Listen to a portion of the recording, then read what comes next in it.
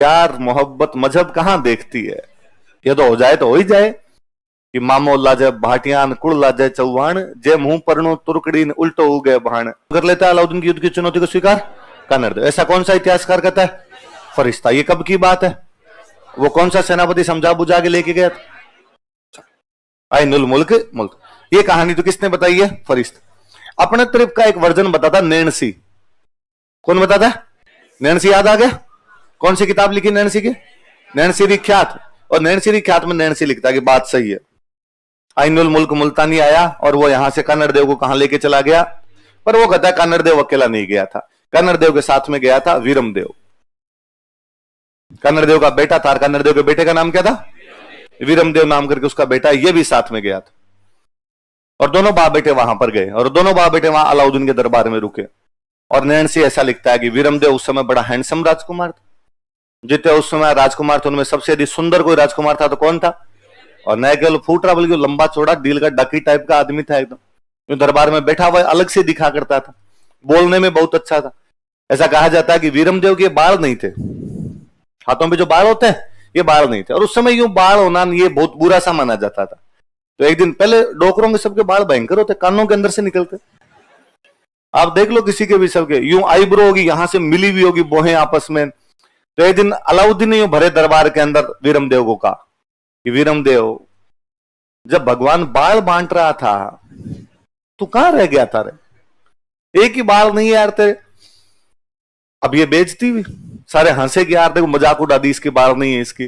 पर वीरम देव ने वापस वैसे कूल रहा वीरम देव, और उसने कहा कि सुल्तान तुम्हारी बात सही है कि भगवान जब बाल बांट रहा था तो जो बाल वाली स्टोल लगी हुई थी वहां पर मैं थोड़ा लेट गया, क्योंकि जहां पर बुद्धि बंट रही थी वहां पे मैं 2 बार चला गया था। इसलिए जब मैं बाल वाली स्टॉल पे पहुंचा तो मुझे पता चला बाल खत्म हो गए। तो मैंने पूछा कि यार मेरे वाले बाल कौन ले गया? तो मुझे पता चला वहां तू 2 बार चला गया। अलाउद्दीन के खूब सारे बाल थे, तो उसके कहने का मतलब था कि मेरे में बुद्धि डबल है और तेरे मेरे बाल नहीं है, तेरे में क्या नहीं है। तो ये साफ साफ किसी को ये कहना तू भूंगल है, तो ये तो सुल्तान की बेइज्जती है। तो भाई सुल्तान ने उसकी बेइज्जती करनी चाहिए, पर उसने वापस किसकी बेइज्जती कर दी? नेले पे देले वाली सी बात है। पर सुल्तान राजी हुआ कि बात ही तो यार, बातचीत के अंदर ऐसा कहा ही जा सकता है। और सुल्तान ने कहा अरे वाह यार, बड़े गजब रिप्लाई करता है, हाजिर जवाब विटी पर्सन जो होता है वैसा बंदा यार, ह्यूमर बड़ा शानदार है तेरा। और अब दरबार के अंदर सब जो लोग थे अब सुल्तान के सामने खुल के तो हंस नहीं सकते, पर मन ही मन मुस्कुरा गया, आज छोरा नंबर ले गया। तो सुल्तान को मुंह पे सुना गया डायलॉग। अब दिल्ली में चारों तरफ चर्चा है कि यार जालोर का एक राजकुमार आया हुआ है, और राजकुमार का नाम क्या है? वीरम देव है। और यार कितना सुंदर लगता है, क्या शरीर, शारीरिक अनुपात के अंदर लंबा चौड़ा बंदा है। शिकार करने जाता तो यार सारे शिकार वही करता और किसी की तो हाथ ही नहीं आने देता है। और बोलता भी कितना अच्छा है कि अलाउद्दीन को भरे दरबार में उसने रिप्लाई कर दिए। ये बातें चारों तरफ फैलने लगी। ये बातें पहुंची अलाउद्दीन की एक बेटी के पास जिसका नाम था फिरोजा। क्या नाम था? फिरोजा की सहेलियों ने फिरोजा से पूछा कि और वीरम देव के बारे में सुना कि नहीं सुना? उसने कहा कौन वीरम देव? क्या बात करती, तो इंस्टाग्राम नहीं चलाता? रील्स बनाता है ना, उधर स्टोरी लगाई हुई है उसकी। दिल्ली पूरी स्टोरी लगा रखी है। किसकी लगा रखी है? वीरम देव की। फिरोजा ने हाथों हाथ इंस्टाग्राम का अकाउंट बनाया, फॉलो किया जाके वीरम देव। ऐसा कहा जाता है एक दिन वीरम देव सुबह सुबह कसरत वसरत करके लौट रहा था, जिम विम जाके आ रहा होगा, टी-शर्ट वीशर्ट और यूं कंधे पे ले रखी। फिरोजा ऊपर महल पे खड़ी थी। फिरोजा वीरम देव को देखती है, love at first sight. Viram देव उसकी पहली नजर का प्यार था। और उसने जाके अब अपने पिताजी का, पिताजी कौन है उसके? अलाउद्दीन। अलाउद्दीन को जाग कहा कि डैडी मैं यदि शादी करूंगी तो केवल और केवल किससे करूंगी? अलाउद्दीन ने कहा गुस्ताख लड़की, लाहौल विल्ला कुवत, ये कैसे किया जा सकता है? वो काफिर है, अपना मजहब अलग, उसका मजहब अलग, वो हिंदू हम मुसलमान, ये शादी कैसे की जा सकती है? उसने कहा पिताजी प्यार मोहब्बत मजहब कहां देखती है, ये तो हो जाए तो हो ही जाए, और मैं शादी करूंगी तो इससे ही करूंगी। अलाउद्दीन ने मना कर दिया, नहीं तू और किसी से कहेगी हम तेरी शादी कर देंगे, लेकिन वीरम देव से शादी। फिरोजा की मां बहुत अर्ली एज में ही मर गई थी, उसकी मां नहीं थी। तो वो रोई, उसने रो के कहा कि देखो आज मेरी मम्मी होती ना तो मुझे शादी के लिए मना, और आप मुझे शादी के लिए मना कर दो। तो अलाउद्दीन को लगा यार बिना मां की बेटी है और इसको दुख होगा कि देखो पिताजी मेरी बात नहीं मान रहे, माँ होती तो बात मान। उसने कहा रो मत रो मत, मैं बात कर लेता हूं, कर देंगे तेरी शादी कर देंगे। अलाउद्दीन गया कानड़ देव के पास और उसने कहा भाई कानड़ देव, क्यों ना हम हमारी दोस्ती को रिश्तेदारी में बदल दें। कैसे, क्या करना है? तो कहा मैं मेरी बेटी फिरोजा की शादी किससे करना चाहता हूं। कानड़ देव और वीरम देव दोनों इस शादी के पक्ष में नहीं, पर वो दोनों जानते थे कि दिल्ली में बैठ के दिल्ली के सुल्तान को मना करना मतलब शाम से पहले पहले सुल्तान दोनों के पकौड़े बना खा जाए। घर भाई जल में रह के मगर से बेर वहां बैठ के मना कैसे कर सकते हो। तो कानड़ देव ने पहले तो वैसे कहा अरे अरे अरे क्या बात कर दी यार, शादियां हमेशा यूं बराबर वालों में, तू यार इतना बड़ा सुल्तान है, किसी बड़े परिवार में शादी कर यार, कहां जालोर के अंदर अपनी बेटी दे रहा है। अलाउद्दीन का नहीं नहीं, इसमें छोटे बड़े वाली क्या बात है, वीरमदेव सही लड़का है, प्री पास हो ही रखा है इसका, तो सही है, मैं आगे तैयारी कर ही लेगा, आईएएस भी बन जाएगा मुझे लगता है, ये इधर दिल्ली पोस्टिंग करवा दूंगा मैं इसकी। अब इनको लगा यार और तो पार पड़ेगी नहीं, तो इन्होंने कहा यार हमारे पास ना यूं ब्याह करने के ज्यादा पैसे वैसे नहीं है, खर्चा पानी नहीं है इतना, अभी ब्याह करेंगे कैसे। अलाउद्दीन का पैसे की मेरे पास कोई चिंता नहीं है, पैसे की लगा दूं डेरी, तुम्हें जितने रुपए से ले जाओ। तो वहां से कानड़ देव वीरमदेव लेते हैं खूब सारे रुपए, वापस आते हैं जालोर, जालोर आके जालोर के किले को ऊंचा ऊंचा करवाते हैं, जालोर के किले का पुनर्निर्माण करवाते हैं। फिर उसके अलाउद्दीन के पास मैसेज करते हैं कि हम तो ब्याह आज करें कल, तेरे जो जी में है ना वो कर लेना। उसने कहा पैसे खा गए मेरे, बाकी ठीक है, उसने अब खा गए तो खा गए अब, और ये ब्याह तो नहीं होगा। अलाउद्दीन अब यार ये अलाउद्दीन की बेइज्जती भी यार साफ साफ, अलाउद्दीन का अटैक कर दो, इनको पकड़ के लाओ दोनों बाप बेटों, मार दो वरना। तो फिरोजा ने कहा कि पिताजी ऐसे मत करो, आप आक्रमण कैसे कर सकते हैं। अरे तो वो शादी करने के लिए तैयार ही नहीं। तो कहा एक बार मैं बात करके आती, एक बार मुझे बात करने दो। अलाउद्दीन का मिला, अभी फोन मिला हाथों हाथ। उसने कहा नंबर तो उसने चेंज कर लिया, नए नंबर है नहीं, इंस्टाग्राम फेसबुक भी ब्लॉक कर रखा उसने मेरे को, मैं वहां जाके ही बात करती हूँ। तो फिरोजा अपने जालोर आती है, लेकिन वीरमदेव मुलाकात ही नहीं करता फिरोजा से। तो जब वापस चला गया तो फिरोजा की एक दहाई माँ थी, दहाई माँ समझती हो क्या? पहले जो राजकुमार राजकुमारियां होती, इनको पालने के लिए जो महिलाएं हुआ करती उनको बोलते दहाई माँ, क्या बोला करते थे। और फिरोजा की जो दहाई माँ थी उनको बोलते, उनका नाम था कुलविहिस्त। क्या नाम था? पहले सारे जितने राजकुमार राजकुमारियां होते, भाई रानियां बच्चों का क्या ध्यान रखे, बच्चों के ध्यान रखने के लिए अलग महिलाएं होगी। नॉर्मल आज की भाषा का जो शब्द अपने बोलते हैं ना, गांव में बोलते हैं दाई, डिलीवरी करवाने वाली जो महिला होती है उसको क्या बोलते हैं, दाई। तो ये वास्तव में दहाई है, दहाई शब्द होता है, वो दहाई के करते करते अपने क्या लेके आ गए उसको, दाई। आप वैसे मान लो कि आज यदि वर्किंग वुमन होती है तो बच्चे क्रेच में छोड़ गए अपने, आया जो संभालने वाले नर्स कदो, आया जो कदो बाई जी जो होते हैं, तो वो उस समय कौन हुआ करती, दाई। सिंपल एग्जाम्पल कि भगवान कृष्ण की मम्मी का नाम क्या है, देवकी, क्या नाम है, पर फिर भी हमारे मुंह पे यशोदा आता है, जल्दी से क्या आता है, क्योंकि उनका पालन पोषण करने वाले जो थे वो कौन थे, यशोदा थे। तो एक प्रकार से यशोदा जो देवकी उनकी माँ है, और जो माँ यशोदा है वो उनकी क्या हो गए। तो वैसे फिरोजा की जो मम्मी तो बहुत अर्ली एज में डेथ ही हो गई थी, तो फिरोजा का जो पालन पोषण करके उनको बड़ा करती है उसका नाम क्या था। तो कुलविहिस्त को पता चला तो वो माँ वही थी बेचारी उसकी, तो उसने अलाउद्दीन को कहा कि बच्ची रो रही है, तू आक्रमण वगैरह मत कर, मैं एक बार जालोर जाके बातचीत करके आती हूँ। तो कुलविहिस्त यहाँ जालोर में बातचीत करने के लिए आती, सेना लेके आती है अपने साथ में, और उसने आगे इनको समझाया कि देखो मर जाओगे फालतू के अंदर, अलाउद्दीन उधर से अटैक करेगा, इससे अच्छा ब्याह कर लो, और क्या दिक्कत है। वीरमदेव को समझाया कि ब्याह क्यों नहीं करना चाहता। और वीरमदेव ने कहा कि मामो लाजे भाटियान कुल लाजे चौहान, जे मुंह परनो तुरकड़ीन उल्टो हो गए भाण। सूर्य कभी पश्चिम दिशा से उदय नहीं हो सकता, सूर्य हमेशा किधर से उगेगा, पूर्व। इसी प्रकार वीरमदेव किसी तुर्क कन्या से शादी नहीं, भाई ये सारे लोग तुर्क थे, इस साइड से जो हमले हुए थे वो सारे, तो वीरमदेव कभी भी किसी तुर्क कन्या से शादी, ये उसी प्रकार असंभव है वीरमदेव का तुर्क कन्या से शादी करना जैसे सूर्य का किस दिशा से उगना।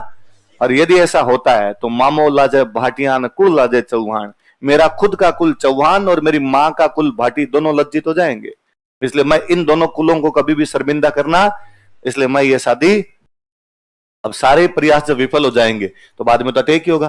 तो नैन्सी कहता है कि अटैक के पीछे कारण यह था कि वीरमदेव फिरोजा के बीच में वो आकर्षण स्थापित हो गया था। तो लिखो विस्तार करना चाहता है। दूसरी बात, वो कैसे मार्ग पर स्थित है, व्यापारी। दो बातें सीधी सीधी, गुजरात जाते टाइम रास्ता नहीं दिया, आते टाइम उसे सोमनाथ मंदिर की शिवलिंग के टुकड़े छीन लिए। दो बात फिर सीधी सीधी, फरिश्ता कहता है अटैक करके कानड़ देव को लेके गए, उसने युद्ध की चुनौती को स्वीकार कर लिया। नैन्सी कहता है गए दोनों थे, कानड़ देव भी गया था, और कौन गया था, वीरमदेव, और वहां फिरोजा वाला पंगा हो गया।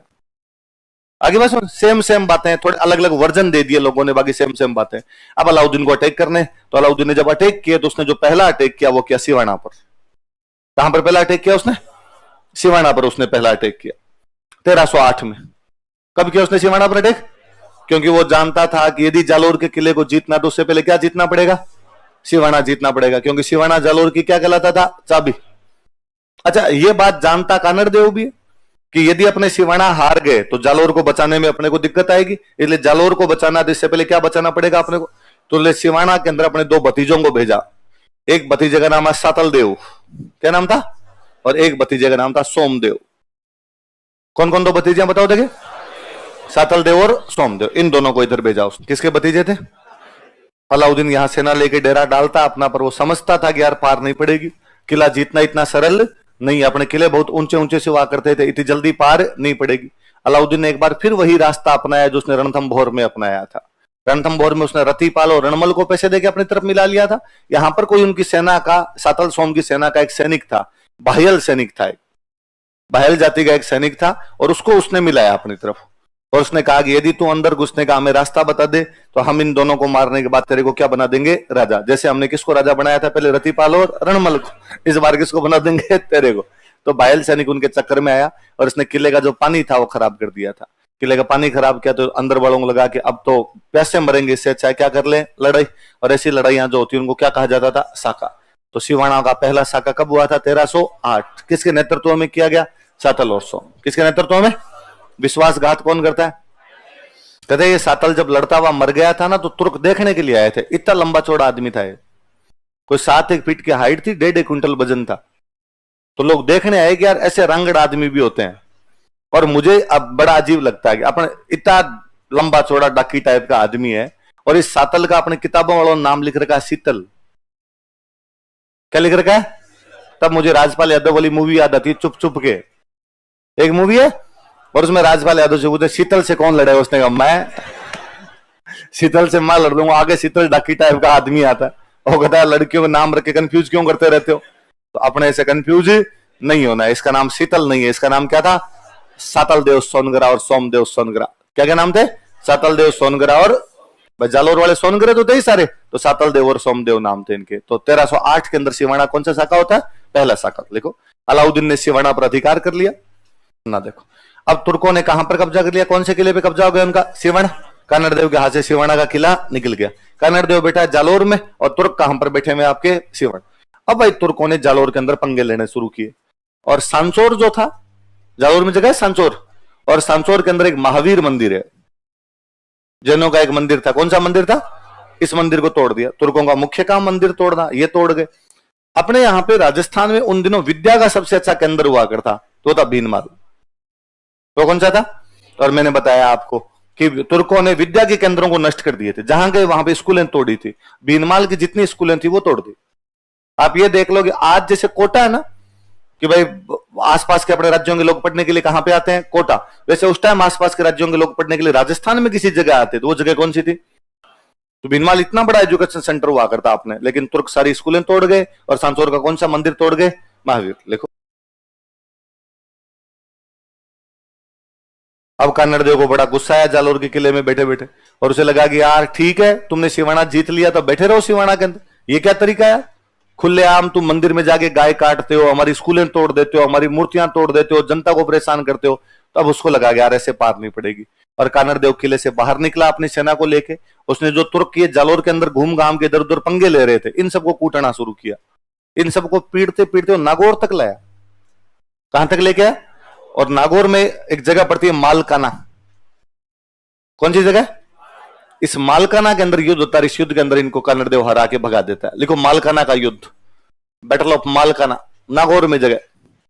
उसने अपने जालोर के अंदर जो तुर्क बाहर घूम रहे थे उनको तो पीट पाट के निकाल दिया और कमांडर और गिरफ्तार कर लिया। कौन से कमांडर को? तो अलाउद्दीन ने कहा मैं खुद आ रहा हूं। इधर सिवाना के किले के अंदर बैठा हुआ कमालुद्दीन गुर्ग, उसने कमालुद्दीन गुर्ग को अलाउद्दीन ने मैसेज किया कि तू जालोर की तरफ आ सिवाना से, मैं दिल्ली से आ रहा हूं, घेर के मारेंगे इस बार, जालोर को ही घेरते हैं इस बार।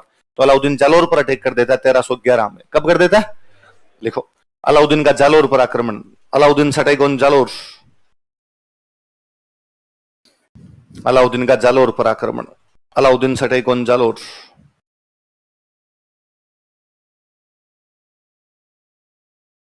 अलाउद्दीन का जालोर पर आक्रमण। आगे लिख लो 1311 ईस्वी, 1311 AD,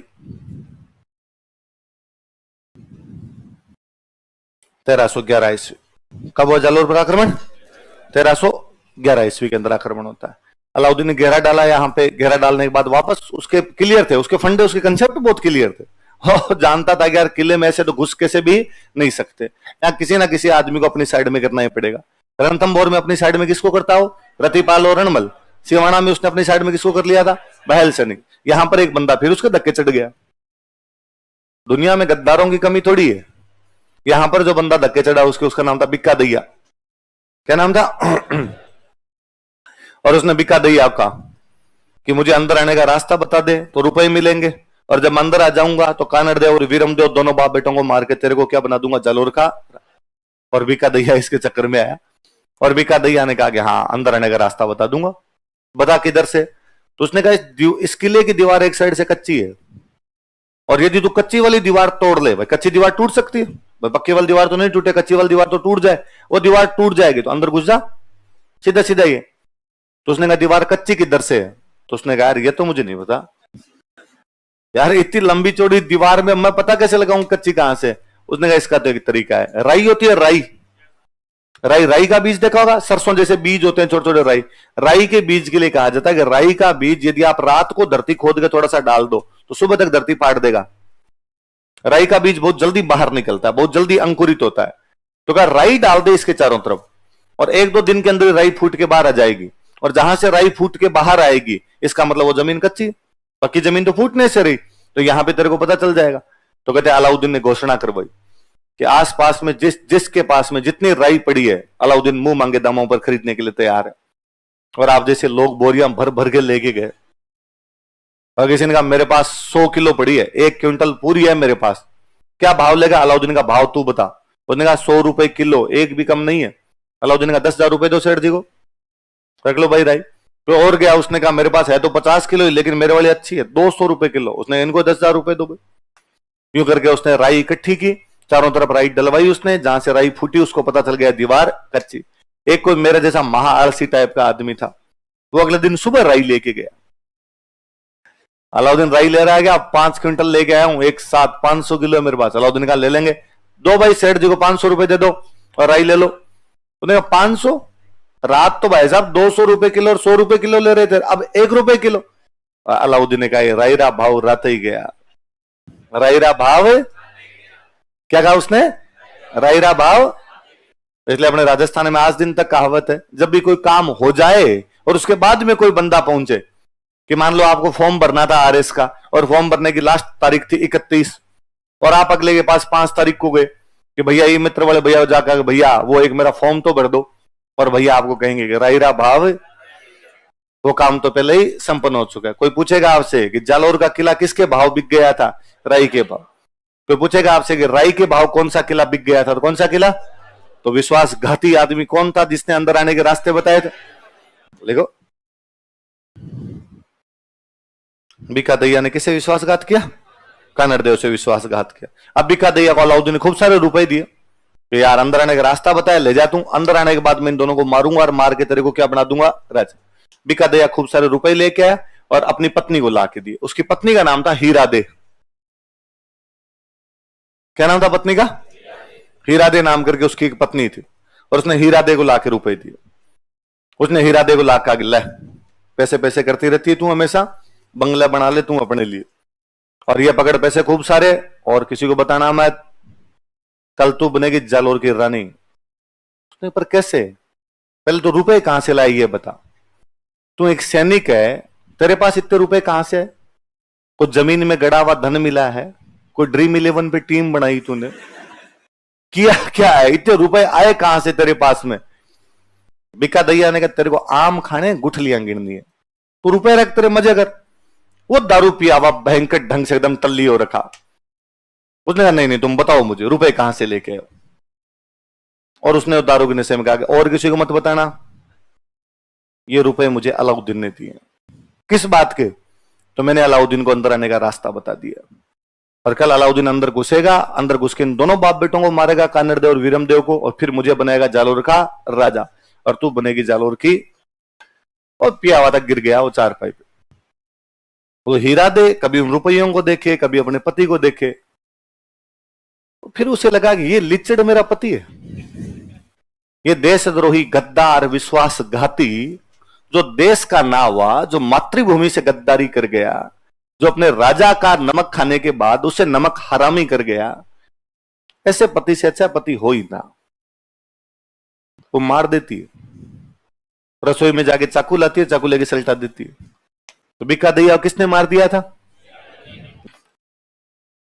अच्छा, तो अब वो हमला हुआ तो बाद जैसे अंदर उनको आने का रास्ता मिल गया तो बाद में इनको पता चला लड़ाई तो करनी पड़ेगी। तो शुरुआत 3-4 दिन तक युद्ध चलता है। शुरुआत के 3 दिन कानड़देव लड़ता है, तीसरे दिन कानड़देव लड़ता हुआ मारा गया।